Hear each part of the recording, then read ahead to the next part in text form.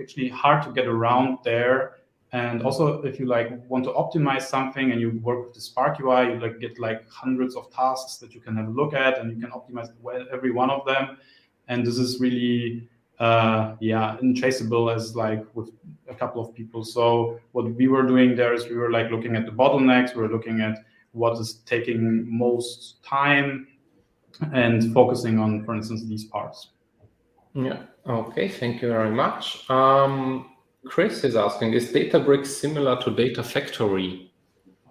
No, Airflow is similar to Data Factory. So I haven't worked with Data Factory, so I can't tell you much about it, but I know that Data Factory is like also a orchestration framework, so you can basically use it to trigger Databricks jobs there, as you could use Airflow. But I think Data Factory is a lot more clicky. You use it more in the UI, so it's not really Python code and not so dynamic. But for instance, it's a managed Spark service in Azure. So when you are in the Azure cloud, you can just spin it up and you can use it. And Airflow, on the other hand, I'm not aware of any managed service there. So we use Airflow there and on a own Kubernetes cluster, which comes with all the overhead of managing it on your own, right? Mm-hmm. Okay, thank you very much. Nick also had an interesting question in the chat. He's asking, what does your preferred data stack look like, including ETL, and how does it perform at scale? Examples, terabyte processing per day. Sorry, I didn't get the question completely. So what my favorite data stack? What does your preferred data stack look like? My preferred data stack. Mm-hmm. I mean, it depends on the use case, I would say.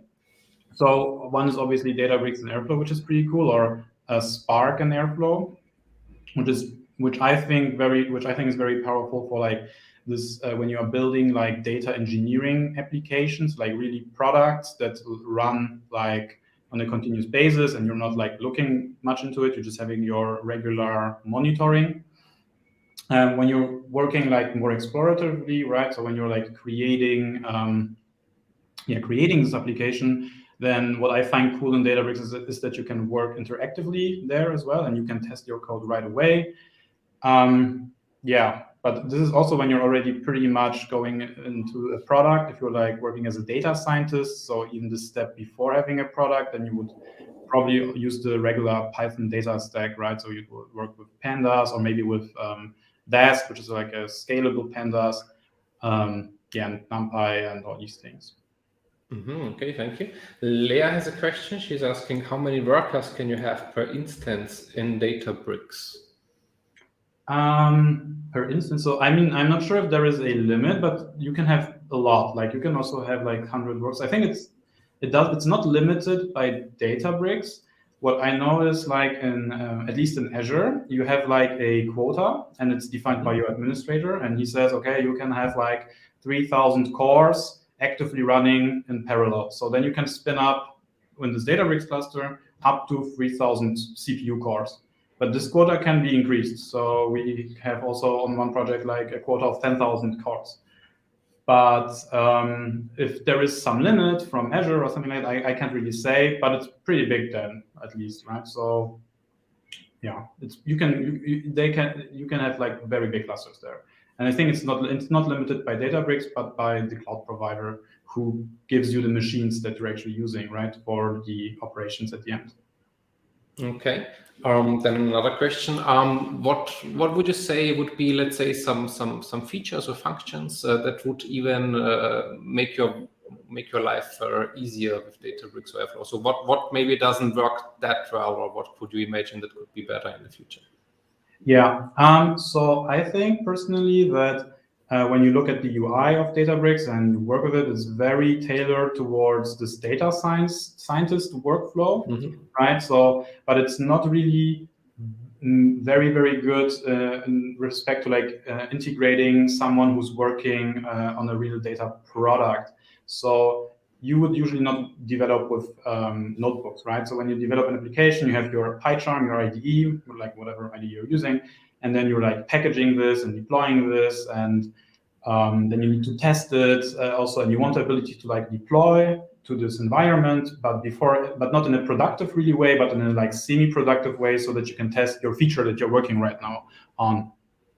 And I think all of these things, they're getting there, but they're not like done really well. I think, and they are working on improving that. So, for instance, with respect to this task orchestration, it was like a couple of months ago, you had only this simple scheduler, and then now they introduced this more complex task-based scheduler of the dependencies.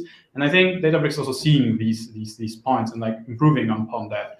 But right now, I think it's pretty much also tailored towards this data science workflow, although it's a very powerful data engineering application, because it's it has this optimized version of Spark as well. So Spark is usually running faster on Databricks than on in its regular open source version, and this is probably why most companies use it. But like the UI and everything could be tailored also more towards developers as well. Okay, thanks for that. Then one question, maybe there is a small discussion between Jeff and Florian in the chat regarding Python. Jeff is a beginner and starting to learn Python. There is a lot of people out there starting to learn Python, or basically starting to learn programming by learning Python, because it's just that popular nowadays again. How was it for yourself? Like, did you first develop an interest in software engineering? You have your master's degree in computer science, I guess, and you then basically, or let's turn it another way around. Like, did you first develop interest, let's say, in machine learning, and then kind of got a track on Python, or did you first jump into Python and then went to machine learning? And how was it for yourself? And what would you advise to beginners how to start? Because there's so many possibilities how you could start to learn programming in Python specifically, with all of the different use cases. Okay, good question. So I mean, I had a study program that at the end of the day required me to also hand in like projects that were programmed. So I had to learn it. It was like also mandatory in a certain way. And I mean, I studied information engineering, which is like very broad. So it's not only machine learning, but it's also like statistics. And so at the end of the day, you have a lot of use cases, not only machine learning, that you would need programming for. And I started learning it simply because I was aware that this is a very important skill in whatever I want to do. If I want to be a statistician, or I want to be like a machine learning engineer or anything. And so this is why I started. And then I kind of like got into it. So I actually later became more interested in this programming part than actually in the statistic part. So I also learned C++ later, because I was interested in like how is it going on a little bit on the low level, because in C++ you have like crazy methods like of optimizing actually your code that you don't have in Python. And I think one thing comes to another. If you like to like puzzle and like get your head around things and understand like it's like a logical game, right? Then you will, for whatever reason, when you come into programming, it will just like catch you, and you will just learn it by yourself, kind of. This is at least how it was for me. So. Okay, very cool. So I don't see any more questions in the Q&A tool, but maybe if you want to share with us a bit about your personal or about your usual work day. So what types of projects do you work on, and are you looking to increase your teams? Do you look for new colleagues? If yes, how could they apply, and so on? Sure. So maybe the first part of the question. So my regular work day is like I can come to work. Mostly it's now at home, and I usually have a daily. So there's at least one meeting per day. This is also something that I learned when I came from the university and started working in industries, that the communication actually with other developers and with other stakeholders is a very big part of the job. That I actually wasn't also aware of that much, but I think it's pretty cool, right? So I like to talk with others also about problems. You can learn from them, and you can help them. And then like I think like 60-70% is really like coding. So you have discussed your problem. You have like a project management tool. It's called like Jira, and there you have like the tasks that you like created in your meetings, and then you kind of pick up your task, and then you can just start working on it and code on it, and ask people about their opinion on it. So they will review your code before it gets like merged into the main code base. So this is about how like my job looks like. And of course, we are like constantly growing as a company. So we have like a lot of projects where we need good people for. And if you're interested in, we have like Florian here, so you can you could text them in the chat. You can also text them probably outside of the chat, also via his email. You can text me. We obviously on inovex.de we have our career landing page where our jobs are written out, and you can have a look at them.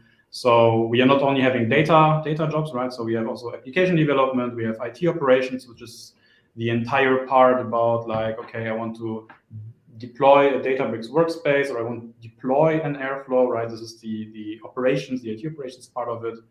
And we obviously have a lot of data engineering and data science projects and need people there. Okay, that sounds cool. Alan, that was a very nice discussion. We have been a wonderful speaker and a wonderful guest, so thank you so much. I hope the weather in Cologne stays in good condition, and I also hope to see you soon again at another event, maybe in the future. That said, I would like to say thank you again, and see you next time again. Yeah, thank you. I had a lot of fun being here, and thanks for this opportunity to talk as well. Thanks. Thanks, bye, and thanks also to Florian for being actively in the chat and helping people to get some answers. So we are going into a very short break, 15 minutes until our next session about face recognition. Super interesting, so stay tuned, grab a cup of coffee or tea or whatever, and see you in 15 minutes again.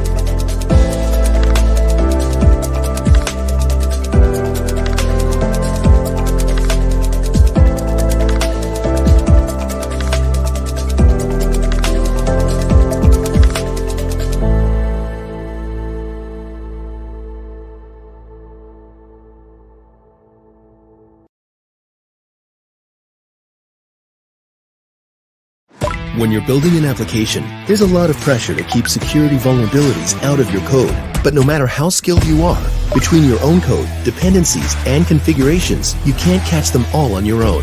But that's why Sneak's here. We're the secure development platform that can extend the security reach of every developer. With Sneak, you don't have to handle security vulnerabilities on your own. Sneak. Develop fast. Stay secure.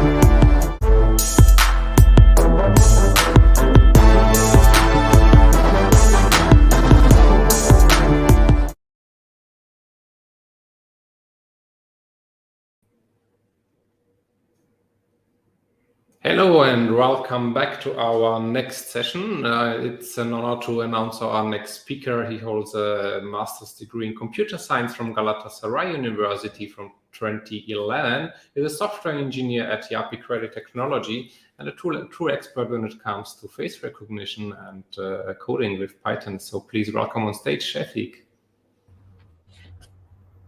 Hi, nice to meet you. Hello, it's a pleasure to meet you. Sefik, before we start, would you like to give us a short preview of what we are going to learn from you today? I'm going to talk about DeepFace facial recognition library today because I'm the main creator of the library and I'm still maintaining it. And the talk is going to be about unboxing the DeepFace, and because it handles a lot of things in the background. And you actually don't know what's going on in the background, but we are going to talk about the logic and math behind the library.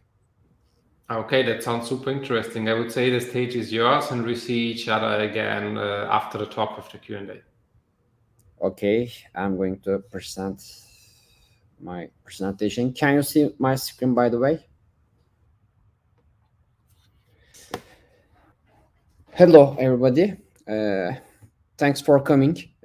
I just want to thank first WeAreDevelopers organizers for inviting me, and also my employer, Yapi Kredi Technology, for supporting me to come here and talk.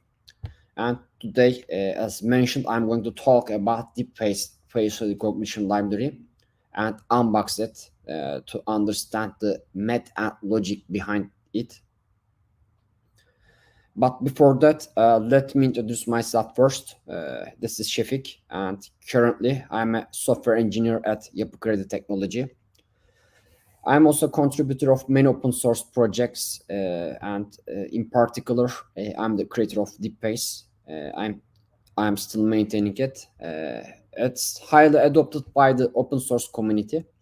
Today, it has 2,000 plus stars on GitHub and 250,000 plus installations on Python package index PyPy.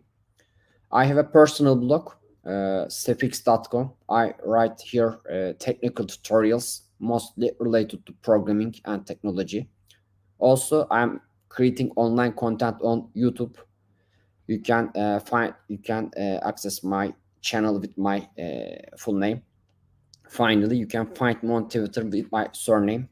If you mention me anything about this speech, and I will promise I'm going to answer it. And let's start. We are going to talk about DeepFace facial recognition library, and it's a Python package actually, and it offers out-of-the-box functionalities and features for facial recognition. So you actually don't even need to acquire in-depth knowledge about the processes behind the library, and you are able to run facial recognition with a few lines of code. It's fully open sourced and it's also licensed under MIT license. In other words, you are completely free to use it for both personal and commercial purposes. It's also published on Python package index, or shortly PyPy, with its release history. As mentioned, it's available on Python package index, and the easiest way to install the package is to run the pip install DeepFace command. Once you install the package, you are able to import it and use its functionalities. And verification is a common task in DeepFace. It expects a face pair as exact image paths. For example, in this code snippet, we are going to verify image1.jpg and image2.jpg. This pair is same person, or these are different persons. Then it's going to return the decision that they are same person or different persons in the verified case. For example, in this example, it returns true. This means this image pair is same person. And it also returns some additional fields such as the distance value, threshold value. We are going to mention what those cases mean. DeepFace wraps many state-of-the-art models for both face recognition and face detection. You can switch among its face recognition model and face detector portfolio with an argument. All functions and its interface except optional model name and detector backend arguments. The default face recognition model is VGG face, and the default face detector is OpenCV. I mean that if you don't mention anything, then DeepFace will use VGG face and OpenCV pair, but you can switch among FaceNet face recognition model and Retina face detector, for example. If you have image pair and you want to learn they are same person or different persons, then this is going to be face verification, and its time complexity is O1 in the beacon notation. But face recognition studies mention this task as face recognition, but it's not face recognition, it's a face verification. If you want to look for an identity in a database, then that's going to be a face recognition, and it requires to run face verification task many times. That's why the time complexity is going to be O(n) in the beacon notation, where n is the number of instances in your database. Notice that O(n) time complexity is problematic when n becomes really big, millions or billions. As mentioned, face recognition requires to run face verification many times, but luckily you don't have to call a face verification function in a for loop manually. DeepFace can do it in the background as well. You should mention the identity you are looking for in the image path argument here, and you should set the database path to your facial database. For example, here users slash Sefik slash db is a folder, and it contains many facial photos. And we are going to look for the identity of target.jpg in this code snippet. Then this is going to return the identities it found. For example, I fed the image 1.jpg as target, and it returns the following 3 images as similar person, same person. In addition to its face recognition module, DeepFace has a facial attribute analyze module as well. It basically analyzes the apparent age, gender, emotion, and race or ethnicity. In this way, we plan to fight the biased datasets in the training of facial recognition models. Also, we intend to decrease the search space with demography in facial recognition tasks.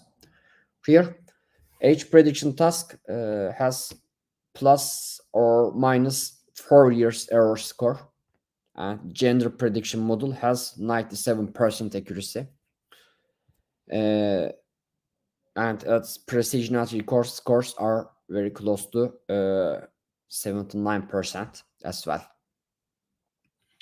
As mentioned, DeepFace offers an out-of-the-box functionalities for facial recognition. From now on, we are going to mention the tasks it's doing in the background. DeepFace applies all required stages of a modern facial recognition pipeline, and there are 5 common stages of a modern face recognition pipeline. These are 1. Detection, 2nd, alignment, 3rd, normalization, representation, and verification. We are going to visit those stations one by one in this talk, and let's start with the first station, face detection. We find the facial area in a picture in the detection stage. DeepFace wraps many cutting-edge face detectors. These are OpenCV, SSD, MTCNN, DLIP, and Retina face. Here, if your task requires high confidence, then you should consider to use retina face or MTCNN because they are very powerful models, but they are slow. On the other hand, if your task requires high speed, I mean that speed is more important than the confidence score, then you should consider to use OpenCV or SSD because their detection performance is okay, but they are very fast face detectors. We are going to mention that we will feed pre-processed images to a deep neural network model. And deep neural network models expect standard size inputs. So resizing is required when you detect a face in an image. For instance, if you resize a rectangle image to a squared one, then it's going to be deformed. That's why here we are adding some black pixels to avoid deformation. And those are the results of those face detectors wrapped in DeepFace. Nowadays, we have very powerful face detectors, and you are seeing the result of retina face model in this illustration. It's a deep learning based model, and its robustness comes from here. Its detection performance in the craft is amazing, and it can find even the ones in the backgrounds. The detector also finds some facial landmarks such as eye positions, nose positions, or mouth positions. We can use these landmarks in the following stages, such as alignment. We will mention it. The second stage is alignment, and let's visit this station. Experiments show that just alignment increases the face recognition accuracy more than 1%. This score might not seem to offer a major contribution, but we already have models with human level accuracy, so we can just make a difference with those little touches. We need eye positions to align a feature. Detectors wrapped in DeepFace can find facial landmarks as mentioned before. So we will rotate the image until the both eye coordinates becomes horizontal. The third stage is normalization. And let's visit this station now. Face detectors detect faces in a rectangle area, and it might store some noise information. We can also find the several facial landmarks of a face. For example, the lip returns the 68 facial landmarks mentioned in the middle image. In this way, we can get rid of the noise information in a facial image, and we can extract the just facial information in the image as shown in this illustration. The next stage is representation, and this station is very important because we are using deep neural networks here, but the usage is a little bit different than the regular neural networks. That's why we are going to spend a lot of time in the station, and let's visit it.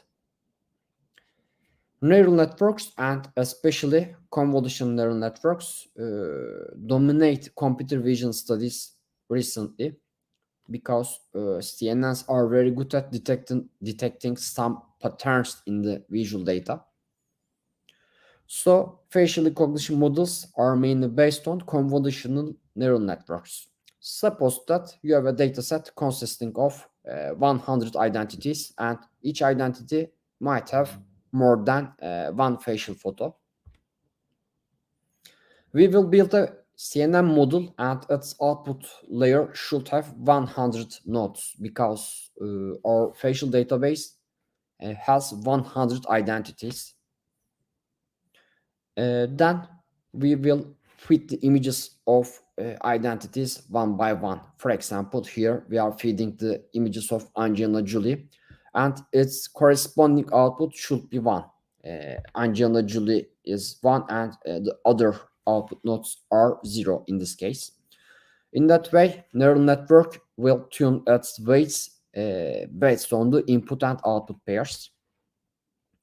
Then we are going to fit the facial photos of different identities, and now we are feeding the facial images of Jennifer Aniston, and we set the corresponding out to 1 and others to 0. Then neural networks continue to tune its weights. And finally, I'm feeding the images of Scarlett Johansson, and its corresponding output is going to be 1, and the others will be 0. In that way, neural networks continue to tune its weights.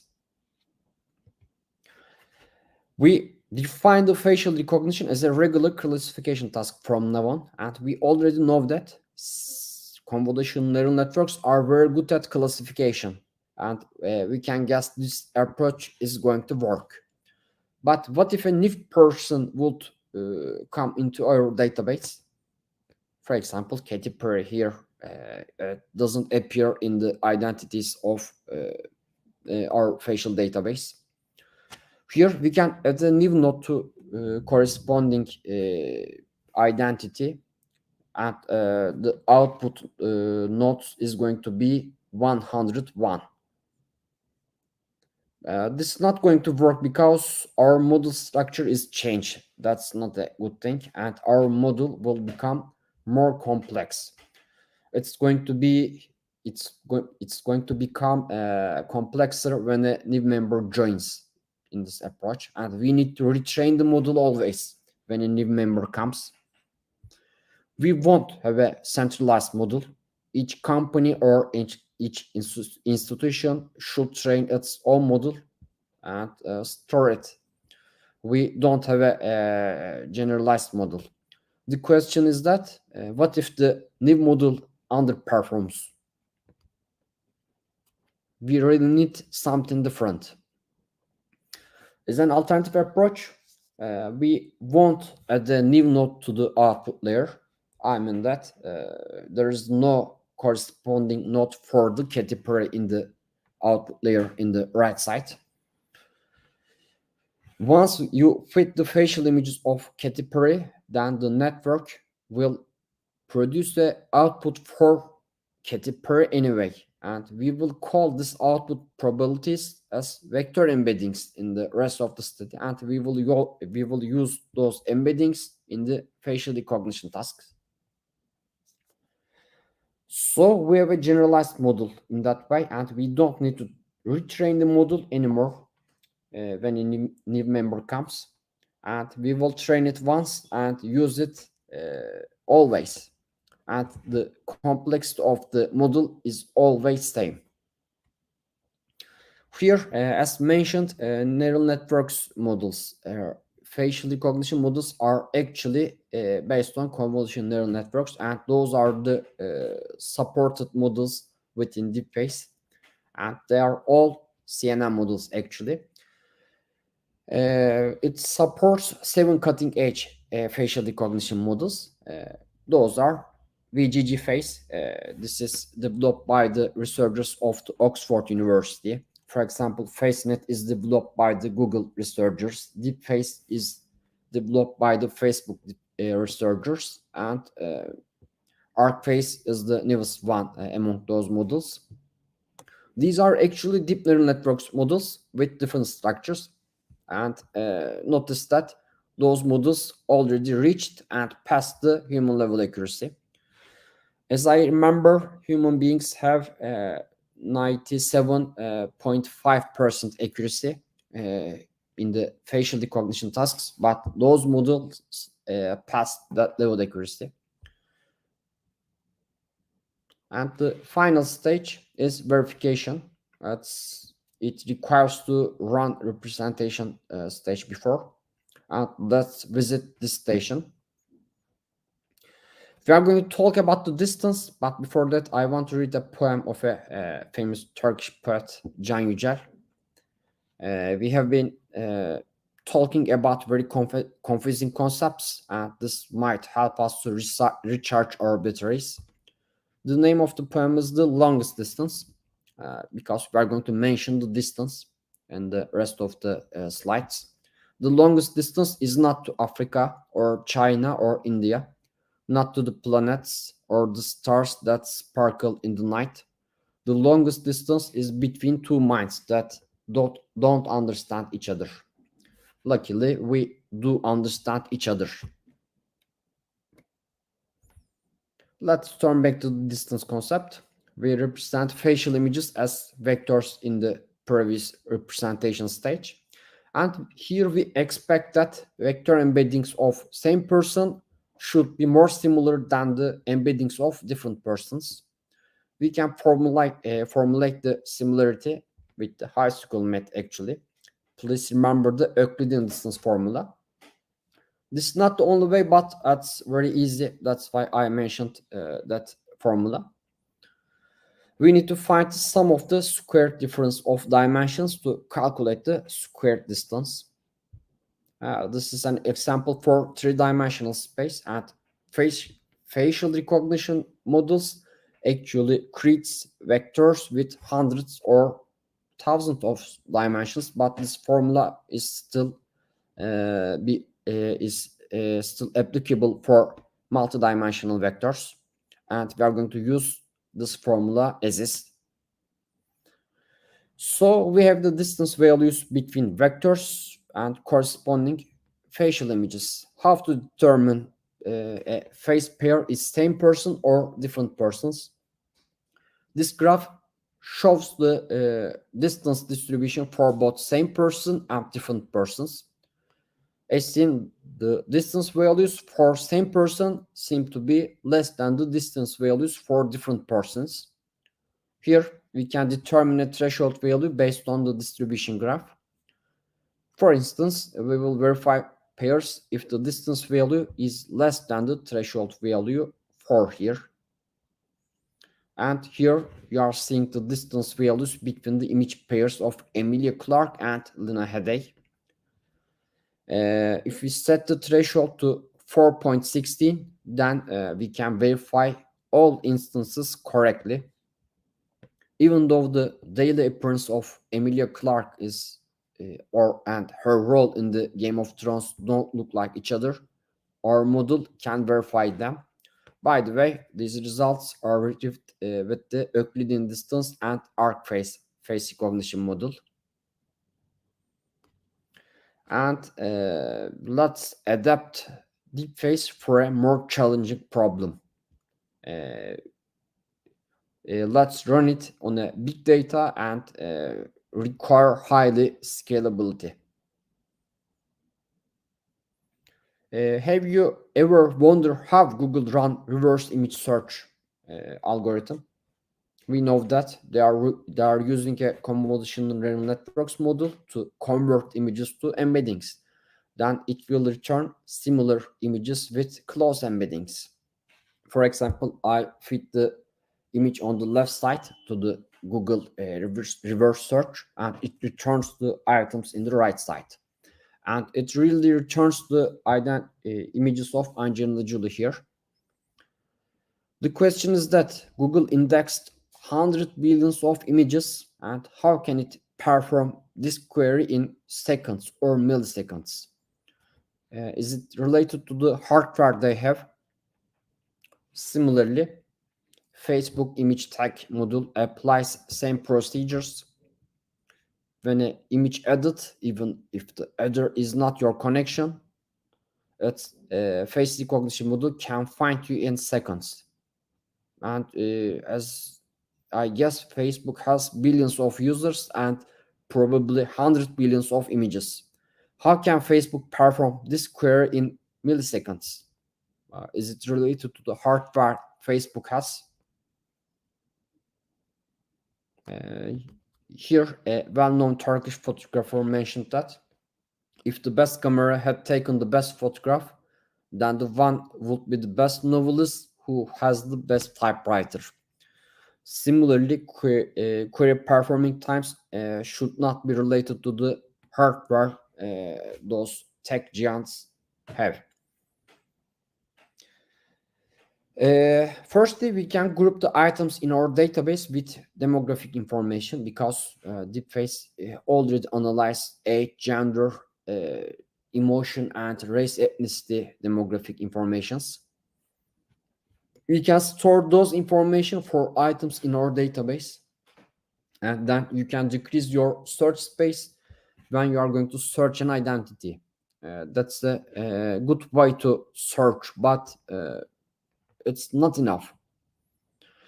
You will be able to know the demographic information of one you are looking for, but the search space is still very large.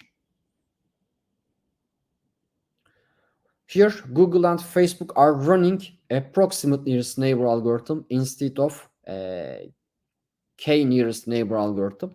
That's why the time complexity becomes really small when it's compared to the value of n, because the complexity of KNN algorithm is ON, but time complexity of approximate nearest neighbor algorithm is very small than the value of n. Spotify uses that algorithm to recommend playlists. Currently, we have Spotify Annoy. That's the acronym of approximate nearest neighbor, OYE. We also have Facebook Face. That's the acronym of Facebook AI Similarity Search. And the MSLib, it's the acronym of Non-Metric Space Library. Besides Elasticsearch, wraps NMSlib as well, and Elasticsearch comes with high scalability as well. We also have Milvus and Pinecone vector databases as well. Those frameworks are open sourced to run approximate nearest neighbor algorithm, and this algorithm has a very small time complexity, but it applies a heuristic approach. That's why they might miss some vectors, as seen this illustration. It might miss the close ones sometimes. So you can use the DeepFace to extract facial embeddings as well. You pass the exact path of an image, then it's going to return a multi-dimensional vector, and you can store the output vector as is in the technologies we are going to mention. For instance, if you fit this image to a DeepFace, then it's going to return a vector with 2622 dimensions. It's the output size of VGG face model wrapped in DeepFace. You can think output as an one-dimensional array with 2622 items here. And we are going to discuss the recommended tech stack for face recognition and face verification perspectives. If you are going to run face verification, then the time complexity is going to be O1. Please consider this use case. We will log in to a mobile application of a bank, and bank should store facial embeddings of its all customers in a data store. You can firstly store the vector embeddings in a relational database. However, vectors or arrays are not valid data types for relational databases, and you should store each dimension or each item of an array in a column or row in a relational database. As a better way, you can store your embeddings in a key-value stores such as Redis or Cassandra. Relational databases are good at storing and collecting relational data, but here we need just an embedding of a customer. In this case, relational databases cannot work as fast as key-value stores. Besides, you can store a vector in a key-value store as is. I mean that there is a valid array type in those key-value stores. You don't have to expose its dimensions to the columns or rows. Notice that face verification is a subset of face recognition. So you can use the same tech stack of face verification in face recognition studies as well. But when data size becomes big, those are not going to work. And if your task requires high confidence, I mean that, for example, if you are going to search a guilty in a citizen database, you should use k-nearest neighbor algorithm, because, as mentioned, approximate nearest neighbor might miss some identities. Here, NoSQL technologies such as Hadoop, Hive, Spark are good at running KNN. On the other hand, if your task requires high speed instead of confidence, then you should consider to use approximate nearest neighbor algorithms, such as reverse image search case. And those are the common approximate nearest neighbor algorithms we have. To sum up, DeepFace is a lightweight framework, and you can use any functionality with a single line of code. And you don't even need to acquire in-depth knowledge about processes behind it. Secondly, it's easy to install and run.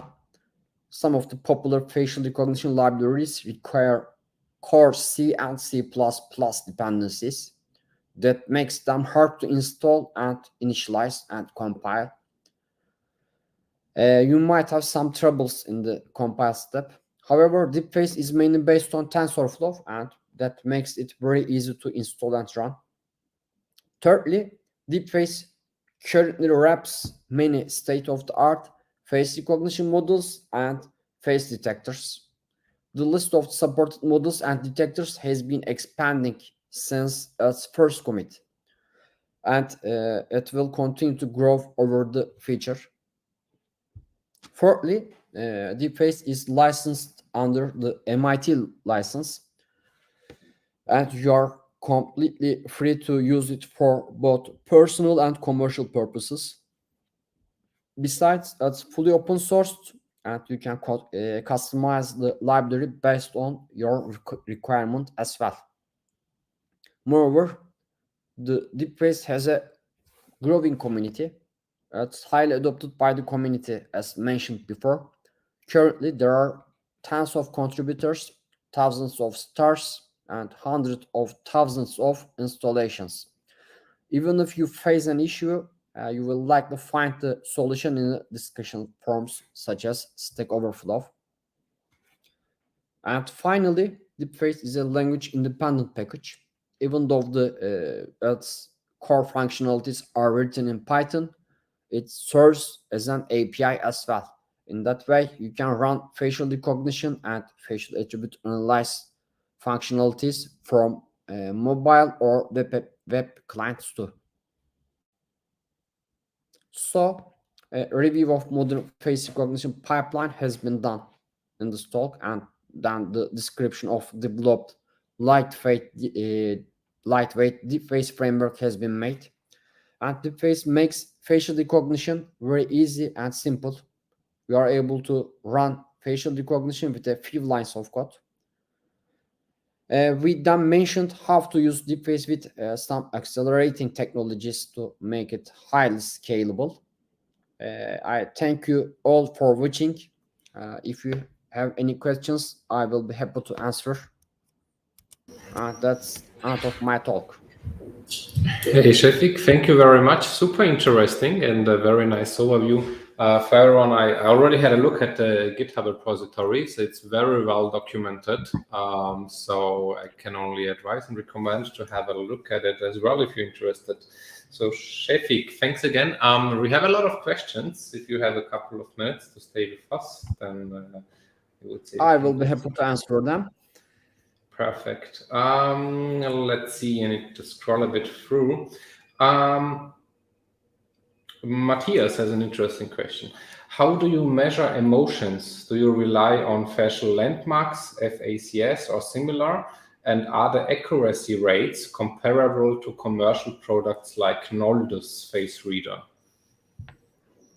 We measure the emotion scores with regular precision recall scores, we actually trained the emotion model with FER-2013 dataset. And that dataset has training set and test set as well. And we test the result of the emotion model with its test set. And we actually published the scores for each emotion in the repo, but I don't remember each score right now. One can visit the repo and can learn that scores with the README of the file, README of the repo. Okay, perfect. Then Giorgio has a very interesting question.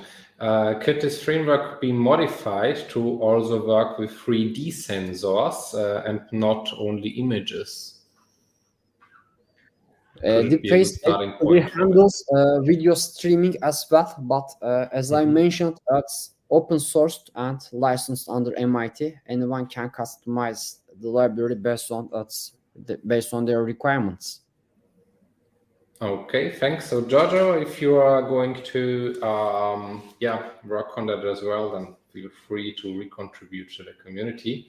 But nice idea. Then there is a interesting question from Luis. How do you find out the perfect threshold value? With the positive examples, I mean that I fit face pairs with same person, and I fit face pairs with different persons. Then I have slides for that. Then we have a distribution graph for same persons and different persons. We then feed that scores to decision tree algorithm C4.5, and it finds the best threshold to determine. In that way, we tuned the thresholds. Okay, thank you. Then Mirko has a question. He's saying there are many images on the web that have been generated by AI and are not real. Is there a tool or way to say that the image is from a real person or AI generated?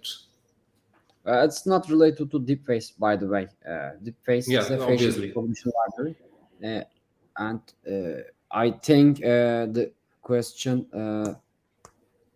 is related to deepfake. It's not obviously, but maybe you heard about some, or you had some. Maybe you have an idea of how this could be solved, or if it is solvable at all. That's total different topic and area. I don't have any experience about the gun images. Yeah. Okay. Fair enough. Then Christopher, how to make sure that there is no bias in face recognition? I would maybe rephrase it a bit. So obviously you need a lot of training data as well, right? So if you are basically, I would say that maybe you need like enough training data from people with different backgrounds and so on, or maybe what's your take on that? For example, labeled face in the wild. It's a de facto database, a de facto data set for facial recognition studies, and all facial recognition researchers test their models on that data set. And we actually use pre-trained models in DeepFace. I mean that Google FaceNet researchers train their own model and publish it in the internet. And I actually wrapped that model. I mean that I didn't train any facial recognition model in DeepFace. I found it and converted to the TensorFlow. That's why how we know that we can read the research papers of those facial recognition models and check its results on labeled face in the wild dataset. That's the way.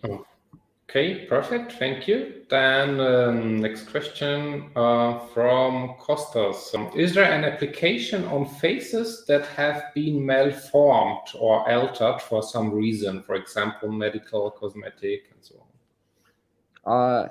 could you repeat it? Because The question is there an application on faces that have been malformed, altered for some reason? So Kostas, if you could specify the question more, that would be fine. But I can imagine that he's asking if you could use this tool also for let's say images or faces that are not that have been malformed, let's say from an accident or for medical reasons, surgery or cosmetics and so on. Does it still work? I don't know, to be honest. We have to check it. Let's skip this question because I don't know the answer. Okay, fair enough. Then maybe another question. Maria is asking: is there a minimum resolution needed for images? So that it I works didn't properly? check it, but I work with high resolution. High resolution images. Mm-hmm. Okay, so But obviously, if there, yeah. But labeled face in the white, it's a low resolution data set. That's why its score becomes higher with the high resolution. But there's no precondition. Okay, but obviously, if the image has a higher resolution, it should work better, right? So yes. Mm-hmm. Okay, perfect. Okay, Kostas has specified his question. He's saying he's referring to the verification problem. For example, compare Michael Jackson before and after the cosmetic surgery, if there was one. I think it's not going to work, but I tested DeepFace on specifically the in my slides the Emilia Clarke in Game of Thrones and Emilia Clarke in real life. This pair they don't look like each other, but DeepFace can guess they are same person. Okay, so also obviously depends on the change, on the level of change, right? Yes. So if it's just a bit cosmetics, it might work, but if it's a totally different face, obviously it wouldn't work. Absolutely. Okay, perfect. So Kostas, I hope this answers your question. And then another question, do you know of a Nextcloud integration to analyze your own photos? This is going to be integrated to the cloud. That's the question. A Nextcloud integration for someone to analyze his own or her own photos. What's Nextcloud? And sort them by people. To be honest, I don't know. So for that, like, if you want to specify the question, just go ahead. Then let me see if we have other questions. Interesting one. I had this before at some other session. Igor is asking, what is the solution to identify twins? Oh, I didn't check it, but I think it will fail. Yeah. Because that models trained with face pairs and twins are looking to each other. Mm-hmm. Okay, but we could give it a try. I remember another session where we touched that topic. I'm not sure who was the speaker. I can look it up. And they said that there might be solutions out there. You just need really a lot of data and a lot of different images from these persons, because there's always some very small details that could be different, and then you kind of could differentiate between twins. But a good question. Thanks, Igor. We have to test it. Yeah, that would be interesting. Okay, the Nextcloud is a self-hosted file cloud. It's similar like own cloud, or let's say Dropbox for self-hosted Dropbox. Obviously, it is referring if you could use DeepFace on a local machine, and then, for example, sort your own photos by people or something. But I mean, to shorten this up, I would say as the as DeepFace is anyways open source and you can find it on GitHub, then it would be a very interesting project to try it out and to let the community know how it worked. So I'm pretty sure it could work like just on your local machine and try it out. Okay, I think that have been all the questions so far. Just a second to make sure I didn't miss anything. No, that was everything. Sefik, it was a wonderful overview, and I think it's a really cool project. Are you using it a lot also for your customers or in the company, or is it just a personal project that you're? That's a personal project. That's why it's totally free. That's my personal project. And how did you get the idea? So did you wanted to solve something specific, or you just saw that there is maybe a need out there in the As community? mentioned, there are tons of facial recognition models in the internet, but they are all written with Jupyter notebooks, and you have to run those notebooks, and even if you know how to run it, you have to spend a lot of time to initialize it. That disturbs me. I want to make it a package, and people should use those models with a line of code. Yeah, that's a good thing. Because I like tooling. That's why I found a lot of stuff, existing stuff, and make it package it. That's a good thing. So thank you for the project, and thank you for being our guest. You have been a wonderful guest today. So I hope to see you soon again. Wish you a nice rest of the day. Greetings to Istanbul, and see you again in the future. Bye. Thank you very much. Have a good day, and goodbye. So we are going into another very short break, just 13 minutes, and then we have another session.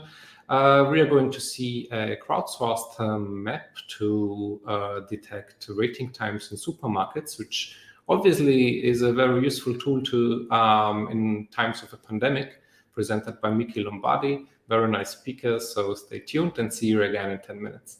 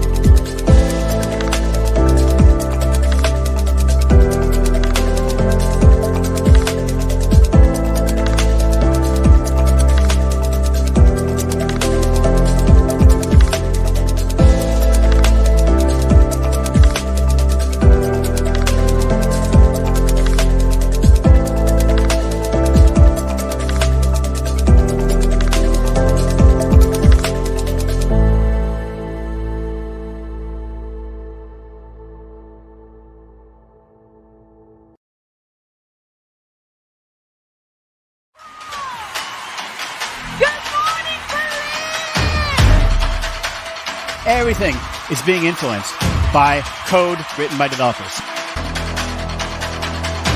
At some point, you're going to wake up and say, what the hell am I doing?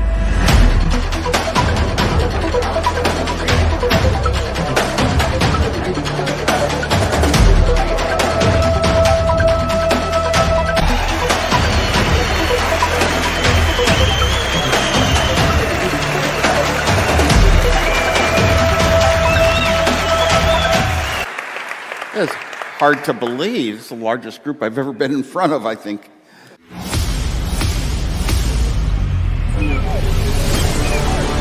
We develop the future.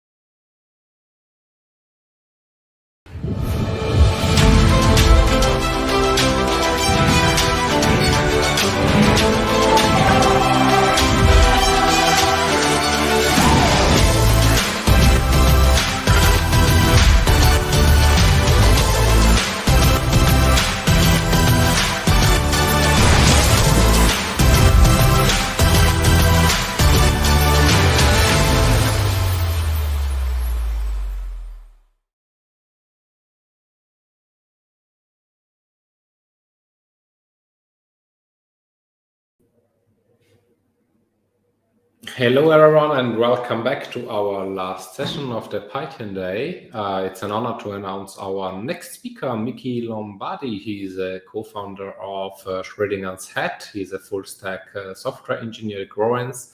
He likes pizza, raspberry sport, and kernel panic. And yeah, please welcome him on stage.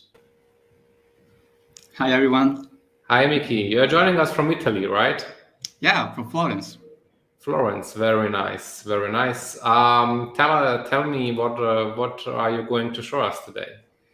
Yeah, it's a case study of my side project back in 2020 with the global lockdown, and is about a map that it was used for showing the supermarket waiting times to get your food and beverage during the lockdown.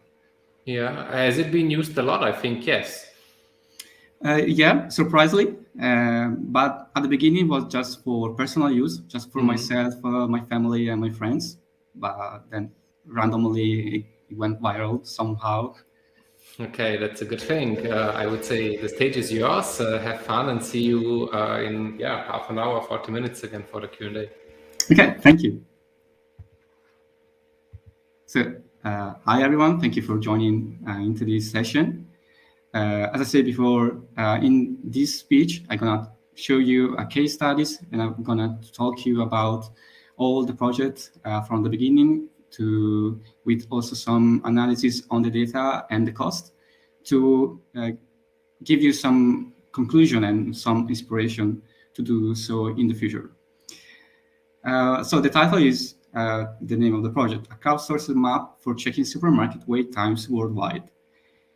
It's a 2020 project, and it was used for helping people during the COVID-19 global lockdown to go outside and be in outside less time possible, to go to your grocery shop, to the pharmacy, parapharmacies, and other places.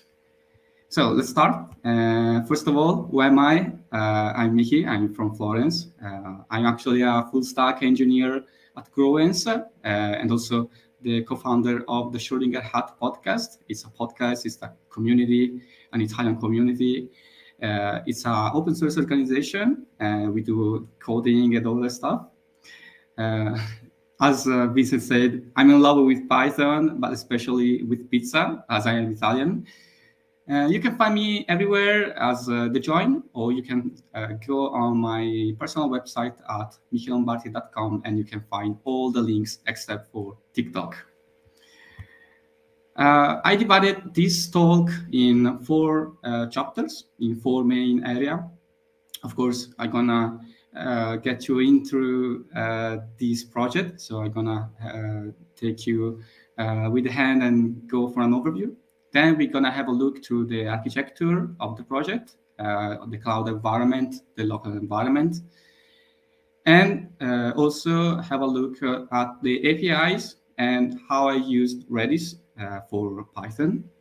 And at the end of the talk, I'm going to speak here about the cost that I took for this project, because it's very I think it's very funny to see, but it's also very useful for many of you that maybe want to try something with a low budget project and give you some conclusion. So, as you may know, in 2020, COVID-19 hit everyone. It went from China to Italy as the first European country that was hit by the virus. And at the beginning, no one knows what to do for sure.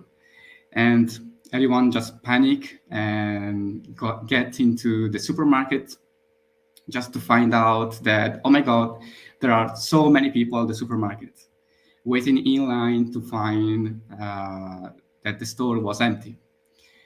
And this situation, I thought it was just for Italy, but then after maybe in April 2020, the situation was like that, also in the global situation.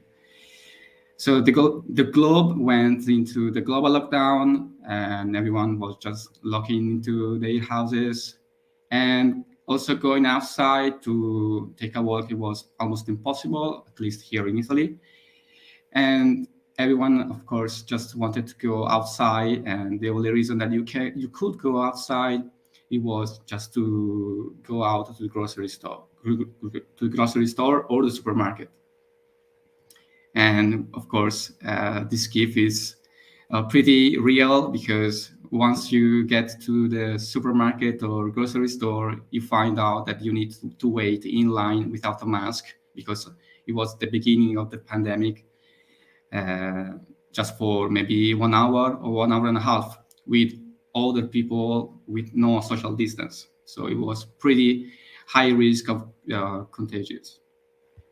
So what was the issue? Well, the issue in the day following the global lockdown was that all the supermarket, all the pharmacy were attacked by people in search for basic goods and necessities. And of course, it's not the ideal when you need to manage all those resources. And immediately, the supermarket were incapable of manage those people and also manage the resources that they had into the superstore. So the context was, of course, an emergency, especially a medical emergency, but also for food and beverage for people that maybe for family, for old people, or with disabilities or something else, not just for young or family people. And also because the longest stay into unventilated environments, such as the grocery store, the superstore, the supermarket, it's more likely that you could contract the virus, because we didn't wear a mask, we didn't do the social distance, and so on. In this talk, I'm gonna speak about my project, and you can find all the code archived in my GitHub profile. This is the link, the hood, and you can find all the code from backend with Python, and also the front end written in plain JavaScript. It's pretty simple. So the idea, it's starting out that after a couple of times that I went to the grocery store, I found out that maybe I can find a way to tracking down the amount of people and the amount of time that I need to wait before entering the store. Somehow how it works like for traffic with the Google APIs. And the goal was to represent those data through a map, because I want to get into my local superstore or the pharmacy superstore or my local pharmacy, or also for my friends, the local store in another city, and so on. So the map, it was the perfect choice to represent the data, with a point of interest, with all the places that we needed to tracking down, and to see how many people are in line. So I needed to find out if there were a solution to take those data from Google or from other sources. And I found out that there were a possibility for like scraping some data from the internet, and I did. But the perfect choice was crowdsourcing, because giving a tool to all the people that were in line, the people can give you a feedback, and that feedback is for sure 100% better than the API, because the API is not real time. The people are in the line, so they can give you a good feedback. And of course, if you tracking down, you make an average, you could have a good data and a good result. These are screenshots from what it was the map. Now it's no longer available. The map was online from April 2020 to June 2020, where the global lockdown was in a better situation, and everyone started to be more responsible. Also, with all the government say that we needed to wear a mask, we needed to keep the social distance, and so on.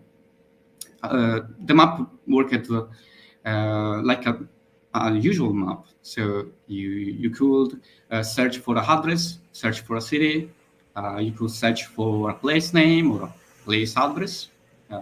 You could also give the feedback for that place or that address.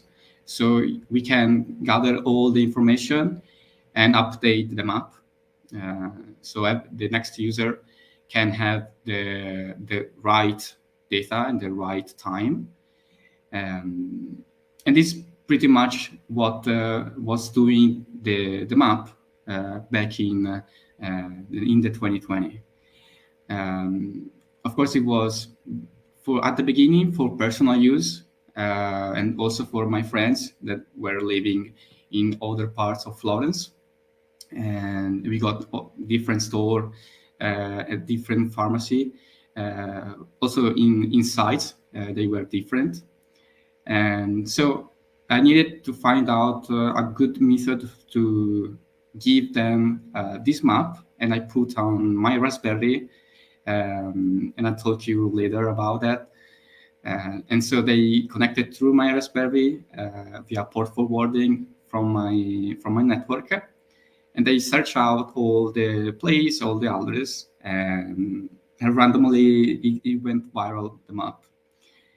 And these are some data. They are just data collected anonymously from analytics.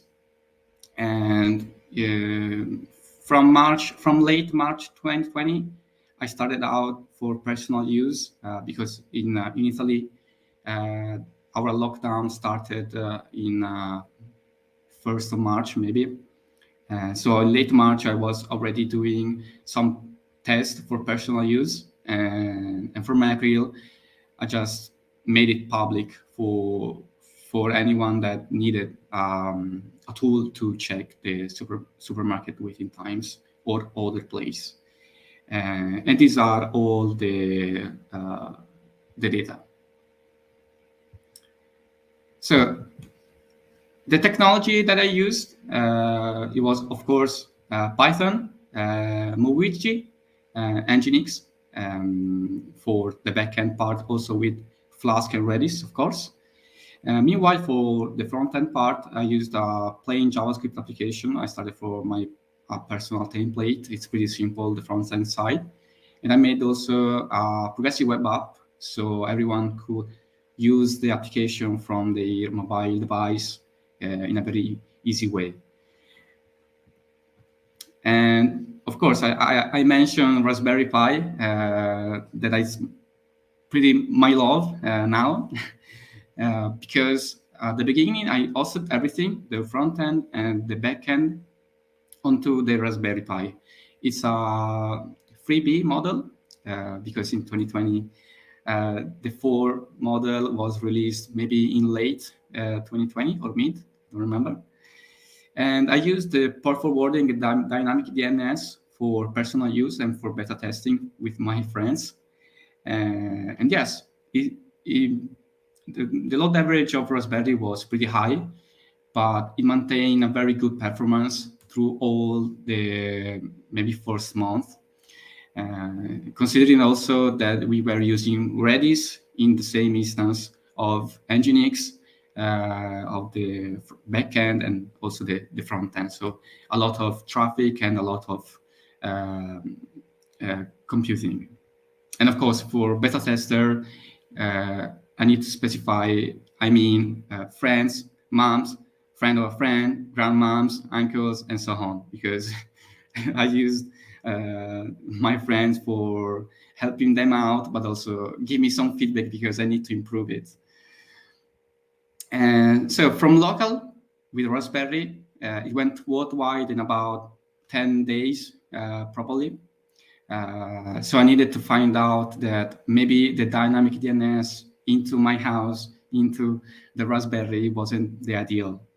So I changed it, and I changed it into a cloud environment, pretty simple.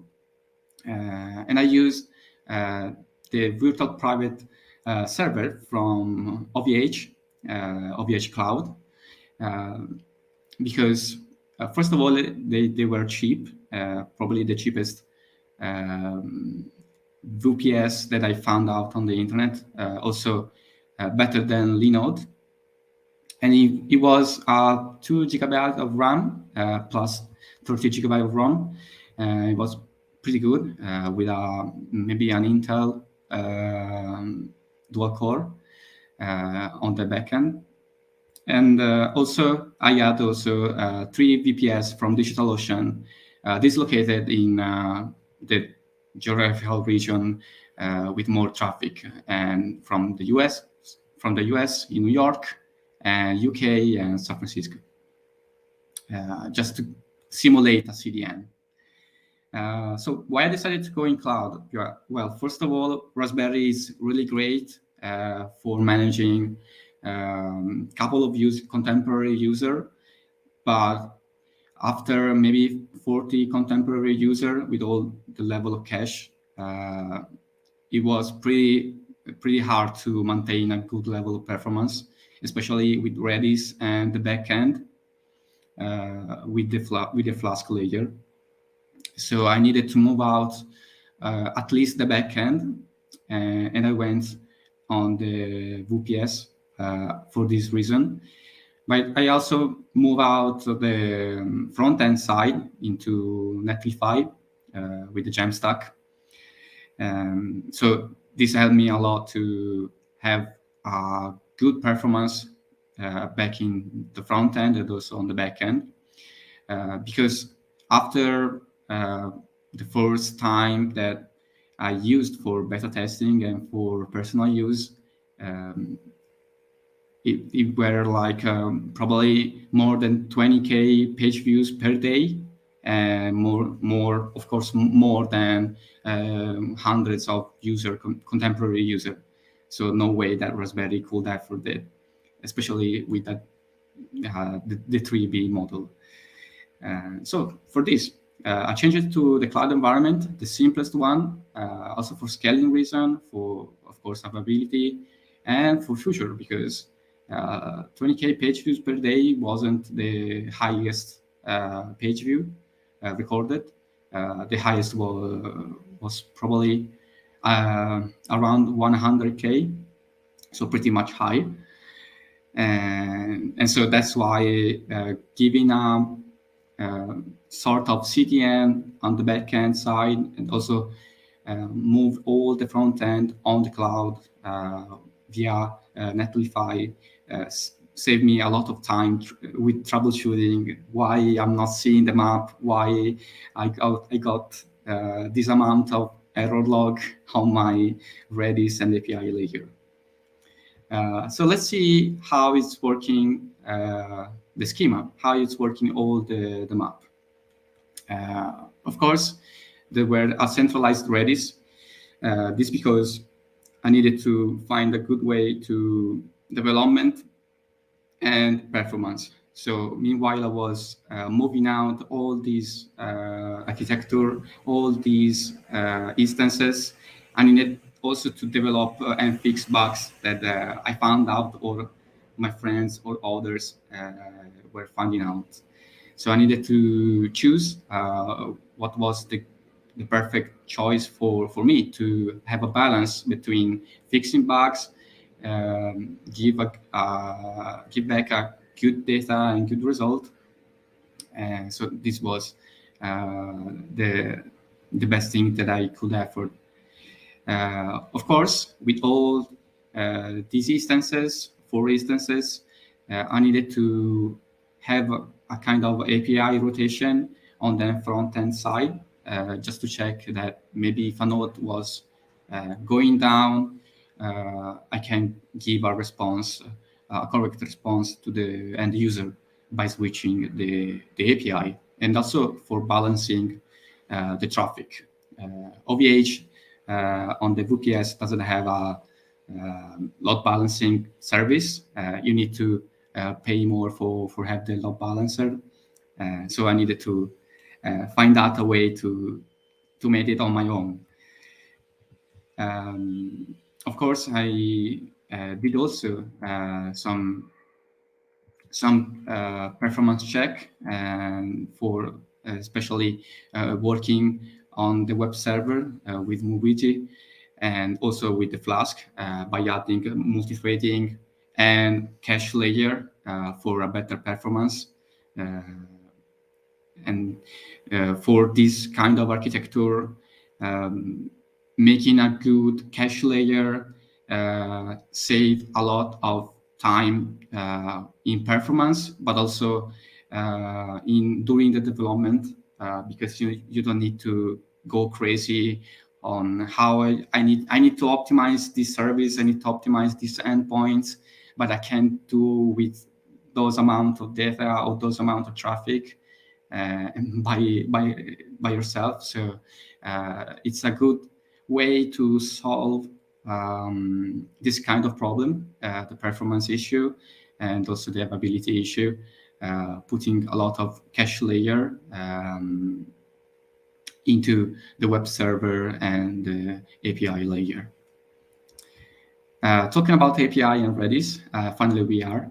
I put some snippet, but I prefer to redirect you for the coding experience to the repository, where you can find out all the API, all the Movigi configuration, and also if you are interested into the front end part, you can find out also the front end side. So I got few endpoints for geocoding, so I can get back the geocoding data based on the Google API and the Here API. That is it's a Microsoft solution for against Google API to get the geocoding data. I put also some endpoint for feedback and logging, error logging, user logging, and feedback for having a real feedback from the user, and to put also the data that the user was giving into the application with the right amount of time of the line and in which place it was the line.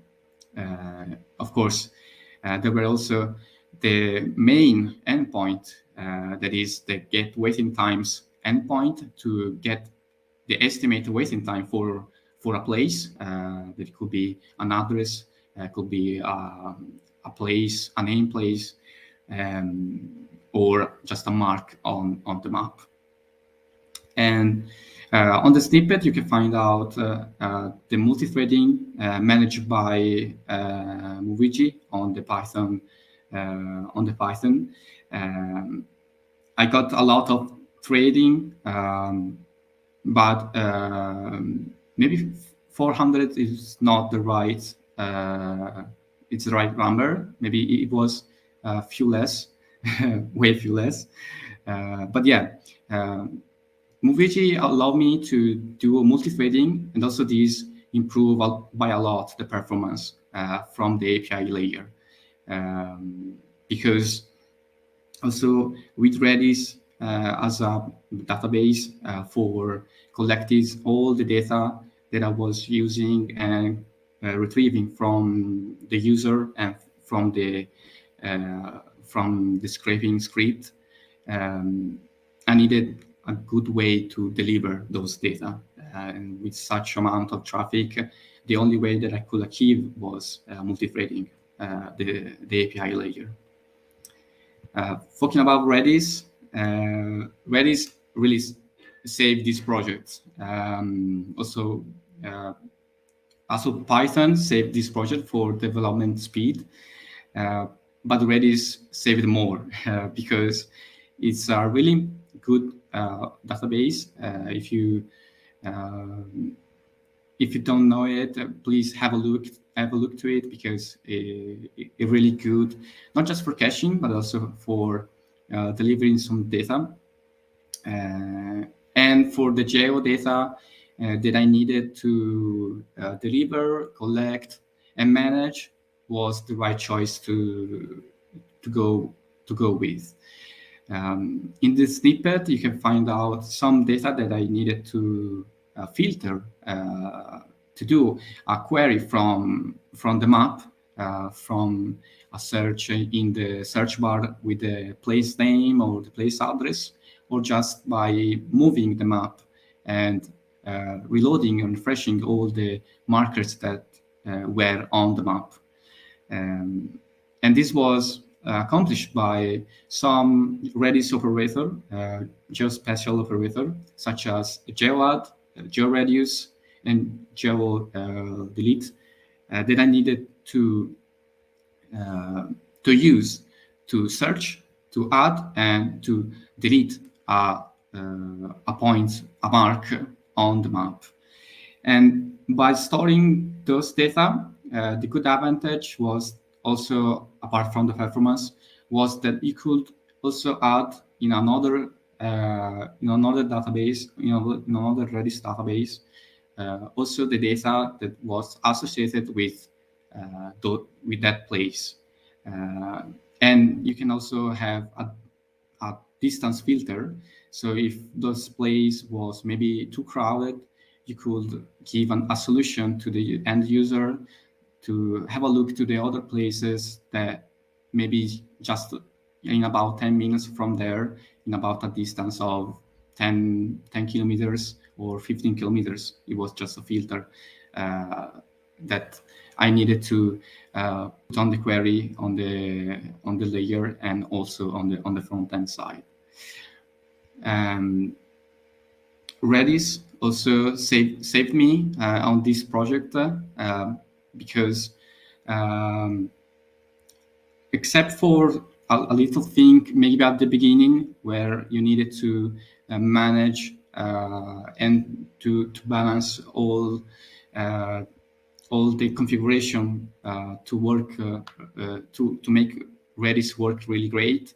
It was really easy to maintain, really easy to see how the data were working, and maybe drop some data, some database that were not that much used. So it was pretty good to develop the project with, of course, Python and Raspberry at the beginning, but also going into the cloud. It was an easy passage from replicate everything from Raspberry in a monolithic way, in a distributed way into the cloud environment on OVH via Redis, of course, at centralized Redis, but also with all the other API layers and API instances. So let's find out how much does it cost at the end of the day. So from Raspberry to cloud, of course, I already had a Raspberry Pi, so the cost, it was null. But back in 2020, I think that the cost would be around $30 or 30 euros for buy a Raspberry Pi, the 3B model. But I reused my the one that I already had, so and the cost was zero. I also used my personal domain that was thejoin.tech, just creating a subdomain, just because it's not for the project was not for commercial use, but just for helping others and helping me at the beginning. So I just used a subdomain into my personal domain and just use the port forwarding, the DNS, the dynamic DNS for deliver into the public and to my friends. In the average, I spent about $25 per month for the cloud usage with all VPS of OVH and DigitalOcean. So the total is around $75 for 3 months of usage, because the project was online from April to June, maybe late June of 2020. So it's not a really high price for maintaining a project that delivered a lot of traffic.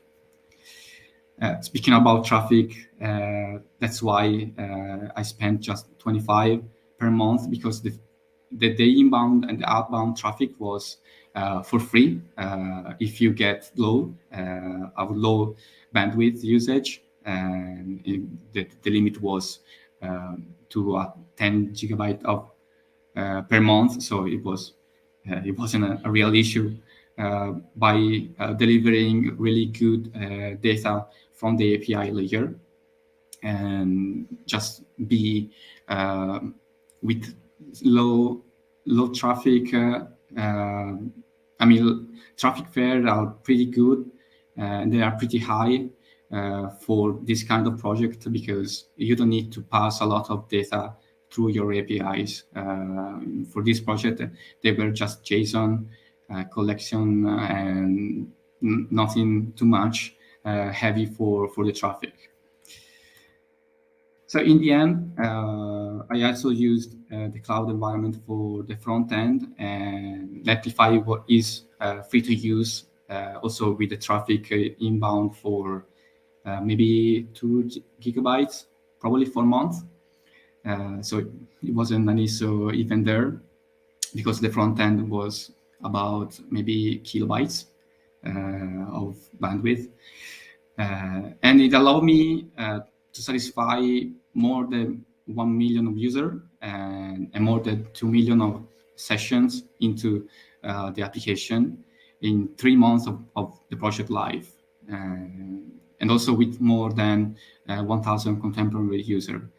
And those are really high expectative from a little project that started from a personal use, using with Raspberry Pi, that the maximum contemporary user that could afford was around 40 maybe.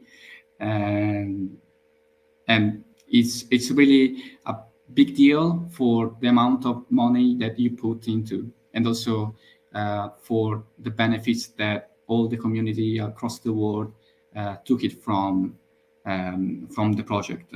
At least I hope that they get it saved to the local store or pharmacy. So in conclusion, I'm really pleased to have the chance of helping people from all the globe, from US to Brazil, in Italy, also in the East Europe, and few in the Australia. So I'm really glad to did the project, and that it served a lot of people. And also thanks to the open source, because all the things that I used, they were open source. Flask is open source, Python. Also the JavaScript part, I used a lot of open source library, such as Scalp and others. And also because of open source, you can find out the code that I have written back in 2020. And also big thumbs up to Daniel Defoe, that helped me a lot at the beginning for make the map accessible to all the user with the WebVM, and also with a touch of design, because as a programmer, my design wasn't that good. It's working perfect, fine. The design is done. So Daniel gave me a lot of help into with collaborating with the whole pull requests about the design and the UI and UX. So big thumbs up to the open source and to Daniel. And well, thanks to my favorite beta tester, my friend and my family first, because of course, it was a really good chance to be outside and be safe more than just going outside in a random time and stay in the line for, I don't know, 2 hours maybe, and it's a real fact. So maybe half an hour is better than 2 hours in the freezing outside. And so, yeah, the code is still available on the GitHub. Of course, the website is now offline. Maybe you can visit on the repository because there is a link, but it's not working. The backend is not online anymore. So yeah, stay safe and do the bugs if you can. And so thank you.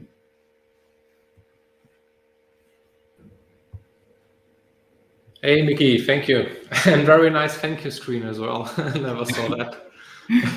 Yeah, thank you. Very cool. Okay, very interesting. Also, thanks for this contribution. Let me see if we have some questions. Yes, we do.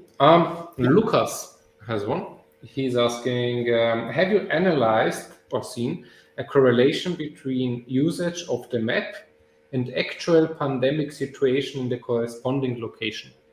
Yeah, at the beginning, in April, there was a strong correlation with the expanse of the virus into the region of the globe.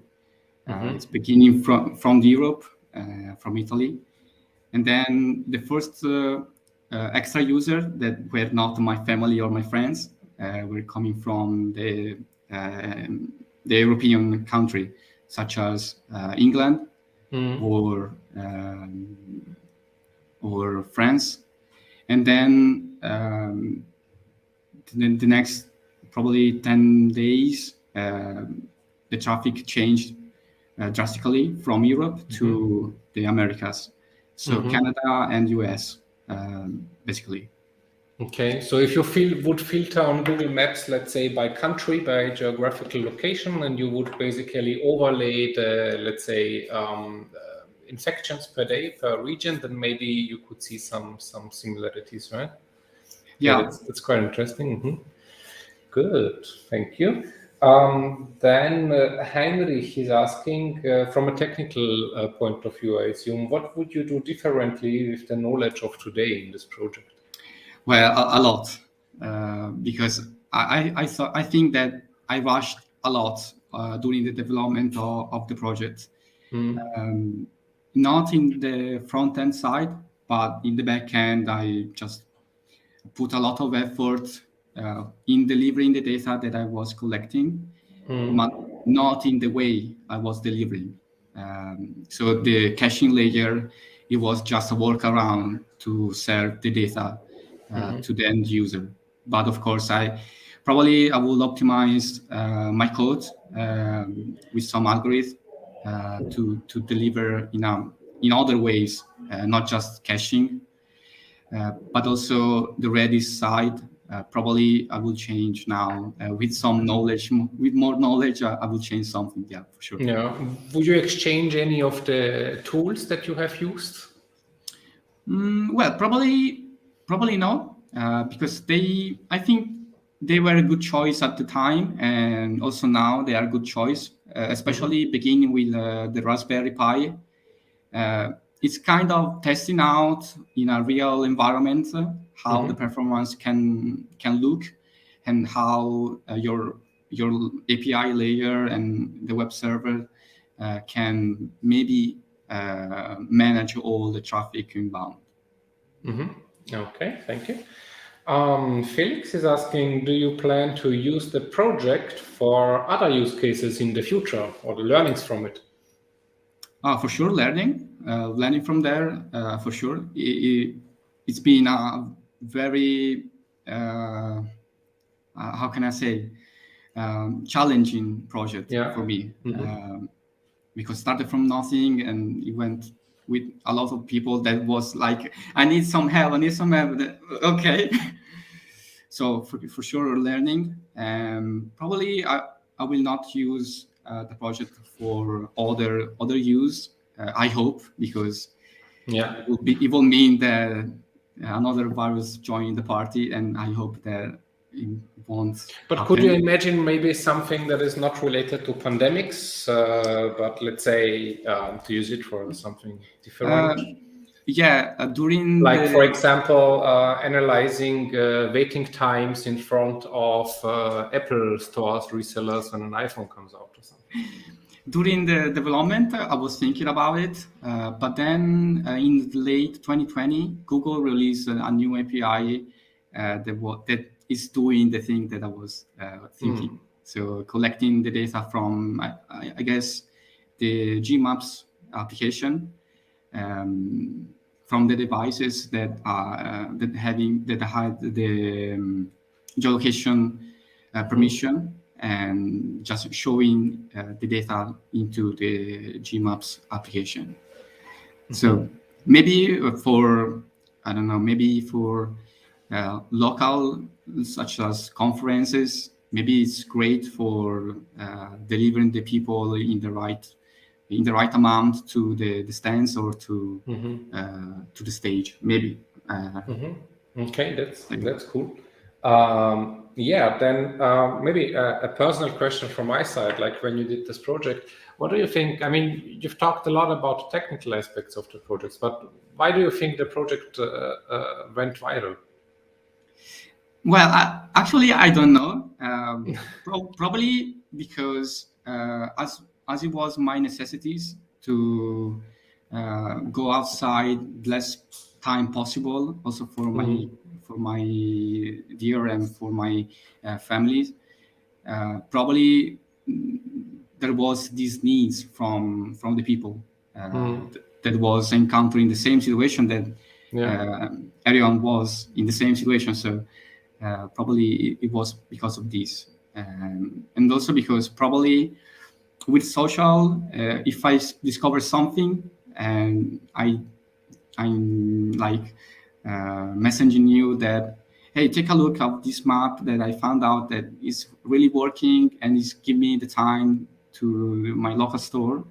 Probably you're gonna have a look and do the same with our other friends and other friends and put it on the social. So probably it was an escalation. It's really amazing with such a project, because obviously in order for using this, that it makes sense for you, other people already need to use it, because otherwise you don't have the data and so on.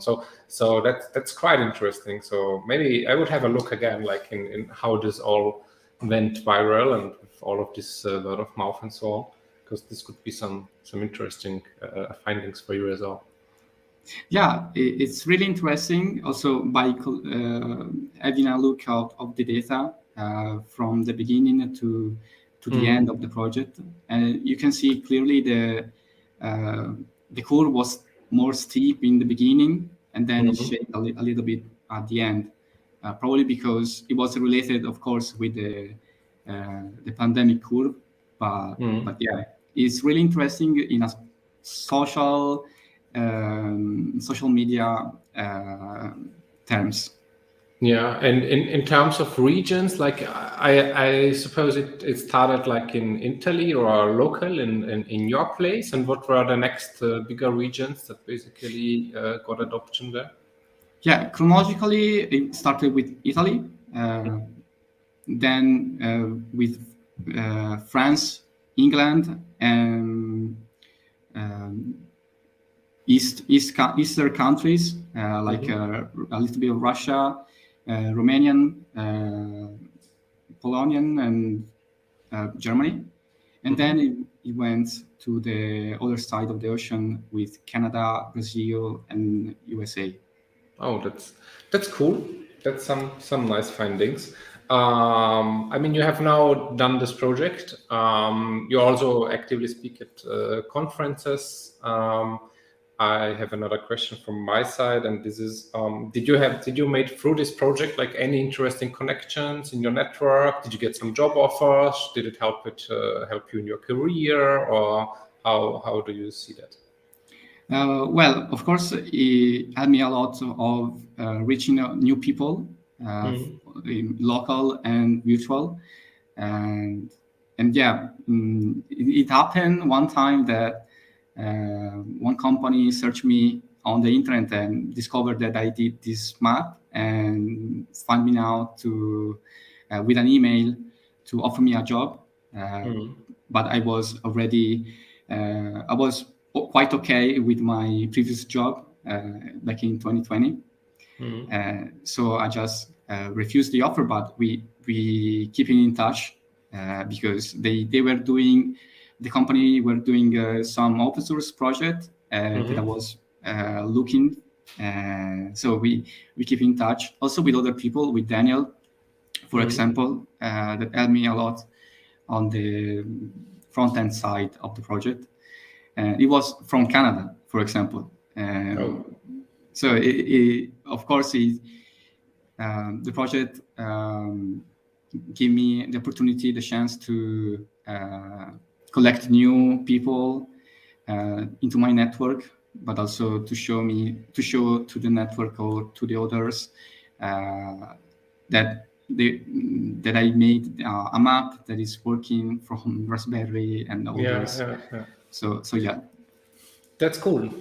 So I'm sure you didn't maybe imagine in the beginning that it will turn out like that, but it's a really cool story. And I think we also don't have any more questions. So therefore, I would say, Nikki, it was a real pleasure to have you today here. So thanks for taking the time and joining us and answering all of the questions. I hope to see you soon again at with some other talks maybe. Let's see what's going to be your next projects. And with that said, thanks for being here and bye. Thank you too. Bye. Bye. Okay, this was it with the Python Day, but that's not it for this year. We have next week another WeAreDevelopers live event. It's the Security Day, so stay tuned for that one. And RSVP if you didn't do so already. And also don't forget the WeAreDevelopers World Congress is happening in person in June 2022.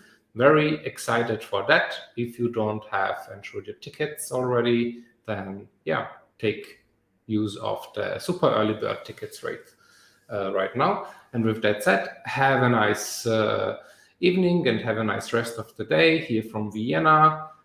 See you next week again. Bye. Good morning, Everything is being influenced by code written by developers. At some point, you're going to wake up and say, what the hell am I doing?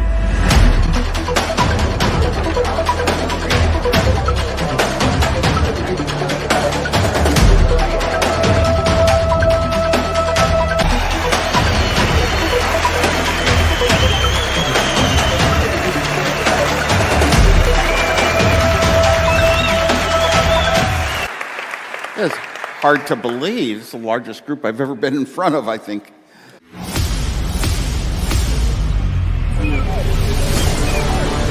We develop the future.